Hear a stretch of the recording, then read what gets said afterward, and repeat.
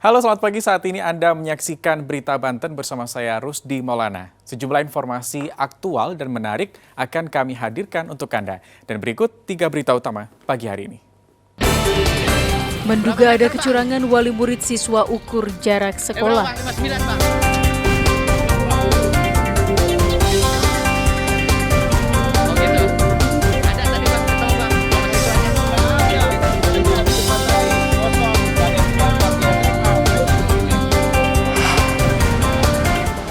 Kendaraan terlibat kecelakaan, 2 orang tewas.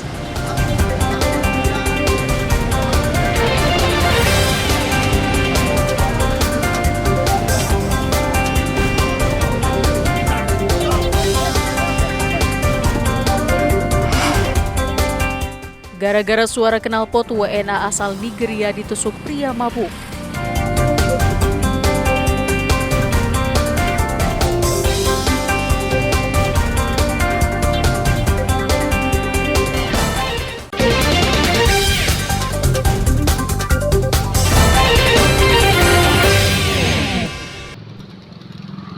Carut-marut penerimaan siswa baru di sejumlah daerah masih saja terjadi. Di Kota Tangerang, seorang warga yang kesal anaknya tidak diterima di salah satu sekolah protes dengan cara mengukur jarak ke rumah ke sekolah.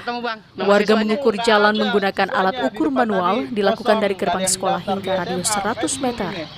Meski dalam data siswa yang diterima terdapat siswa yang tinggal dalam radius 100 meter. Orang tua siswa menduga adanya kecurangan dan ketidakadilan sehingga anaknya tidak diterima di sekolah tersebut. Salah satu kecurangan yang diduga yakni manipulasi data tempat tinggal peserta didik. Apalagi beberapa nama calon peserta didik yang sebelumnya lolos verifikasi mendadak hilang berganti nama orang lain. Diduga ada praktik titip kartu keluarga untuk memasukkan alamat rumah. Diduga nama calon peserta didik yang diterima di sekolah tersebut dengan radius kurang dari 100 meter dengan sekolah tidak sesuai alamat alias fiktif. Lulus pada saat pertama dari tanggal 3 sampai tanggal 6 itu aman dari jadwal pendaftaran, tapi tanggal 7 pagi jam 8 tahu-tahu ada perubahan, katanya itu pada saat dijelasin kemarin ada verifikasi, tahu verifikasi sampai tanggal 7, kenapa nggak update? Setiap orang daftar itu harusnya kan update, jadi nggak perlu diverifikasi lagi dong, kan secara sistem langsung. Jadi di tanggal 7 itu hilang nama ada abang ini. Sejumlah orang tua yang sempat mendaftar hanya bisa pasrah. Sebelum adanya pengumuman, orang tua siswa selalu memantau secara online.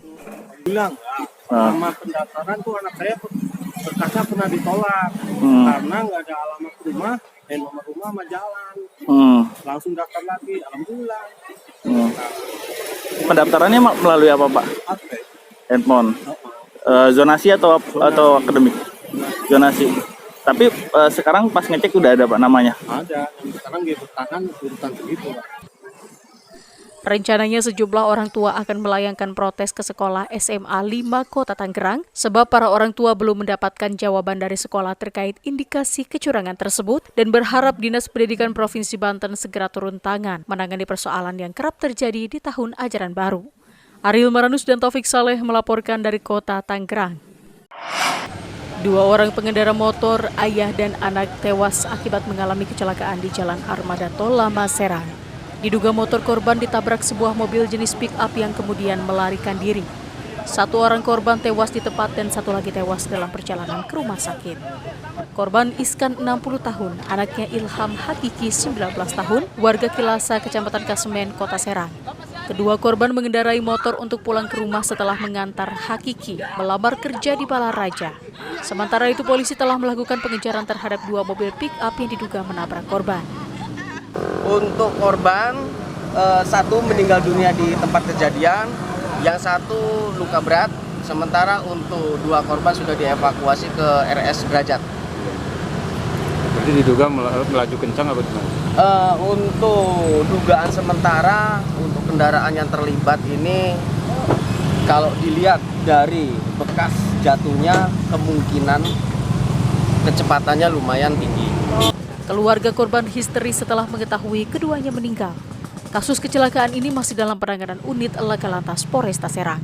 Ariel Maranus dan Muhammad Fajri melaporkan dari Kota Serang.